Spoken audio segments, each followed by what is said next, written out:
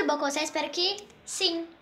Então, gente, estou aqui para fazer o primeiro desafio do canal, que é Desafio dos 7 segundos. E esse desafio, a minha amiga Sofia Catoni, ela pôs pra mim fazer o desafio, né, dos 7 segundos.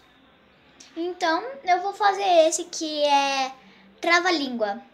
Vou fazer, quando não chega em 7 segundos, eu vou falar 3 pratos de trigo para 3 tigres tristes. Mas não vou falar devagar, eu vou falar rápido, em 7 segundos.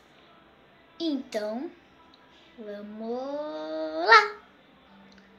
3 pratos de trigo para 3 tigres tristes. 3 pratos de trigo para 3 tigres tristes. 3 pratos de trigo para 3 tigres tristes.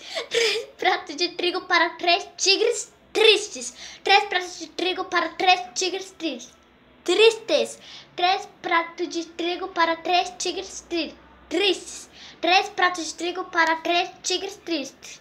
3 pratos de trigo para 3 tigres tristes. Foi isso, espero ter gostado. Se gostou, deixa um like e não esqueça de se inscrever no canal e põe nos comentários rumo a ser inscritos e deixe outro desafio para mim fazer.